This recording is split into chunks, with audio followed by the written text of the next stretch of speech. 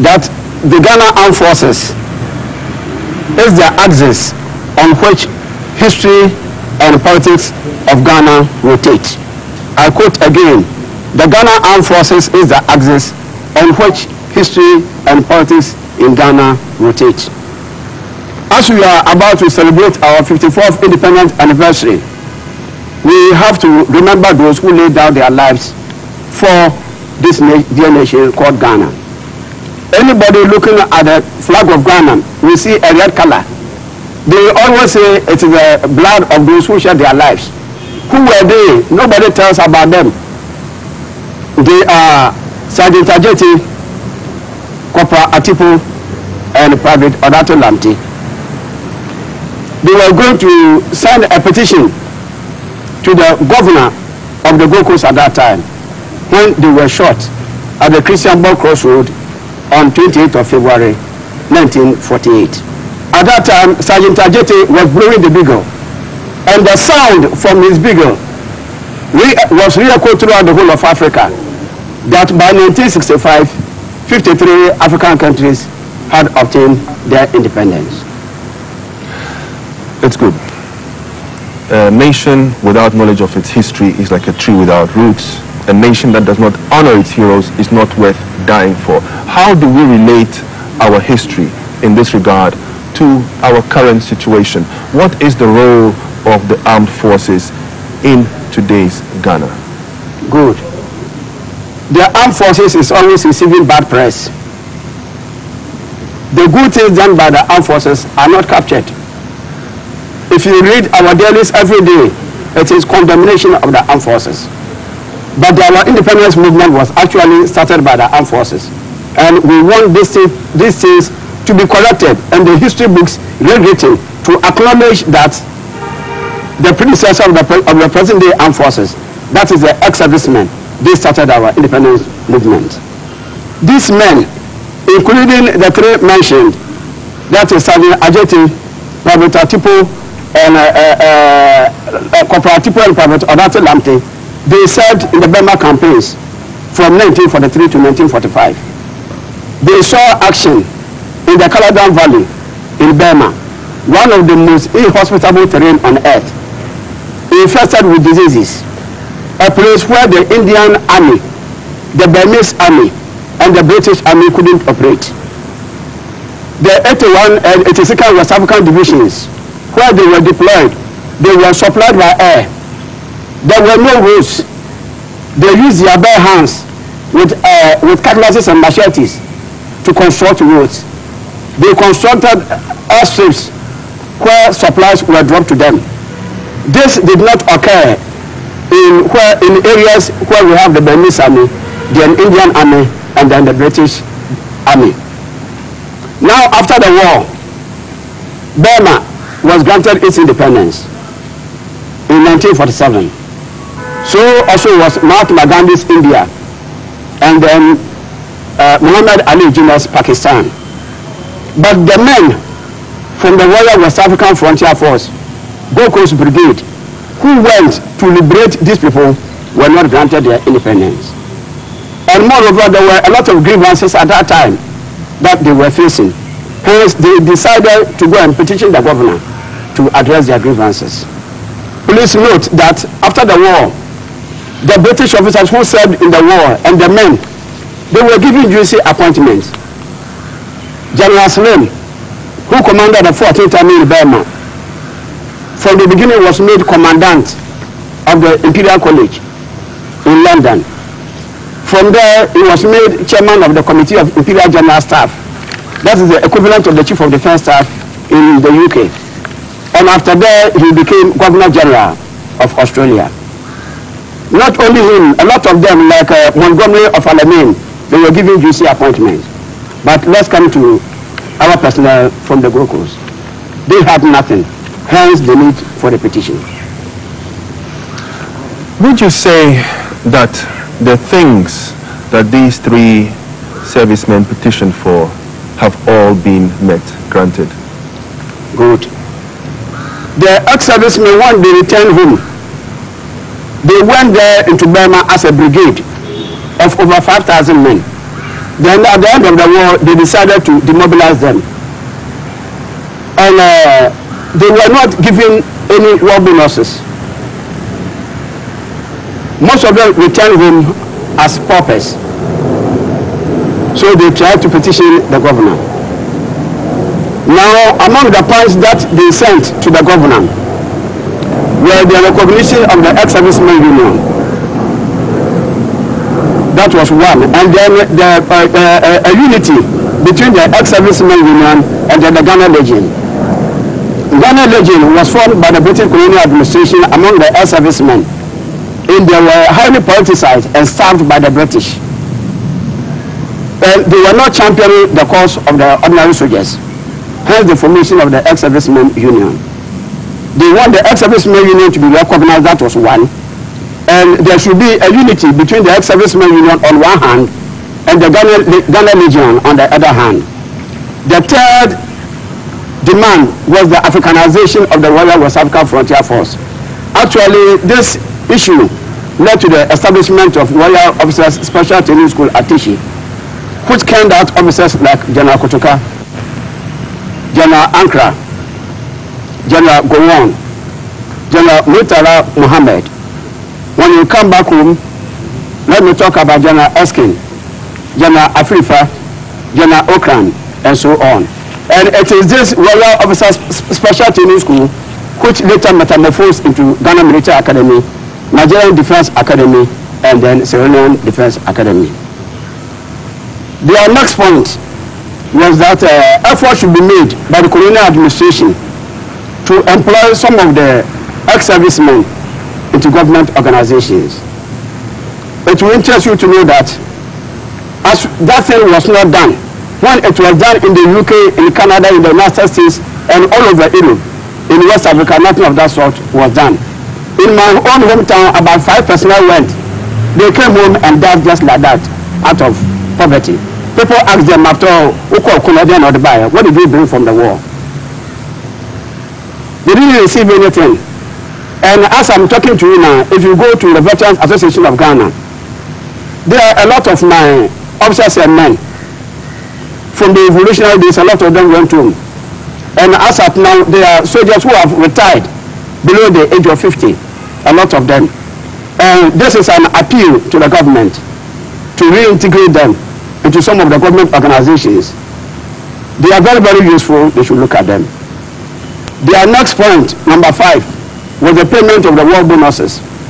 They were corresponding with their friends in the UK. They know how much they received.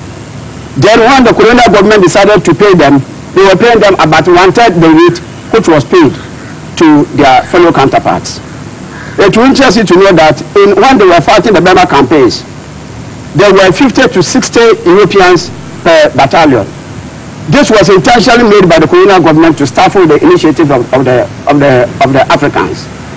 But when it came to proper fighting, it wasn't the white who did it. The 81 and the 82nd West African divisions, they did it in the Caladan Valley. When they were able to cut the Japanese main supply route from east to west in Arakan in Burma. And the last petition that they made was, there were some of the soldiers who committed minor offenses whilst the fighting was going on. You know, we soldiers, sometimes when you go to a place, you can imagine some of them were there for 2-3 years.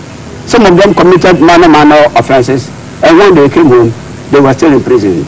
They called for their release. These are the petitions which were sent to the governor. And among them, the one concerning employment of the ex-servicemen is close dear to my heart. I will say that the president should consider that and give a consideration to my ex-servicemen who are still hanging around at VAG Clubhouse.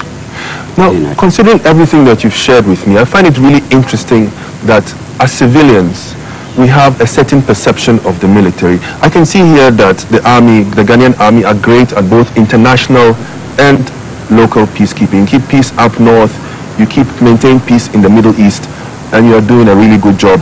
Policing, we see soldiers side by side with policemen on our roads, trying to prevent crime and trying to fish out criminals. Civil works, many people don't know it, but the army does have a role in building bridges, building roads, building civilian infrastructure. Our environment and our forestry is also protected by our military, and some of our mining concerns come to mention oil and gas. First thing was the Navy.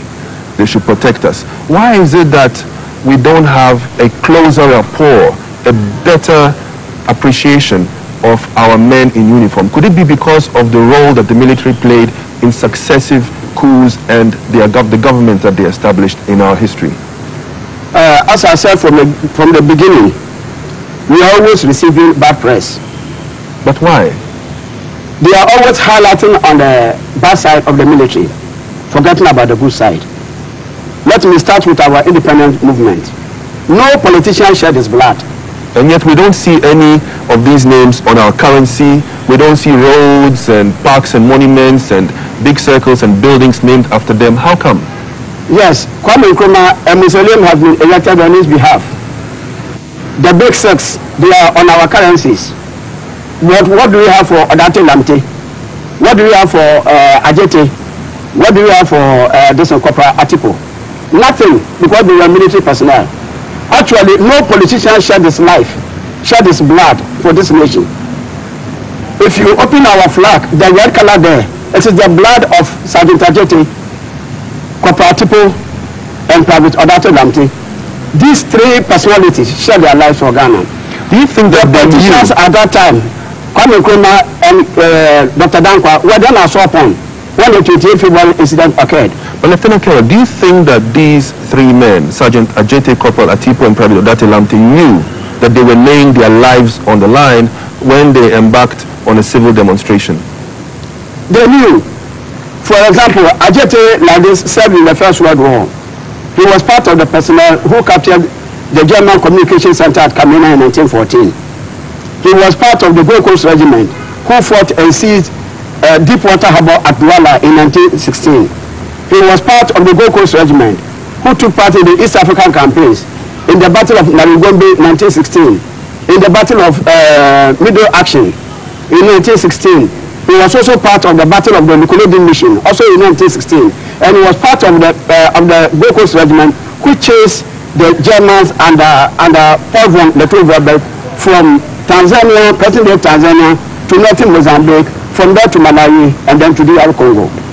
In the Second World War, he took part in the Battle of El Wak, 1942. He was part of the Battle of Juba River, 1942. He was also part of the Battle of Wadara in 1943. From there, he went to Burma. He saw action in the Caledon and the Kalapanzi Valley. And he was part of the 81 West African Division, which captured the Japanese Communication Center of Liu Hang, in which Ghana Armed Forces were given the honors, Battle Honors, Liu Hang, 1945. So if he has served under the bullets against the Germans in the First World War, against the Italians in East Africa, Second World War, against the mighty Japanese in the Burmese jungle in the Second World War, why should he be afraid to present a petition to the governor? So their life was online. More so, they heard that their counterparts in Burma had been granted their independence. Likewise that of India, likewise that of Pakistan. If so, those people who went and liberated had been granted their independence. Why shouldn't we also be granted our independence?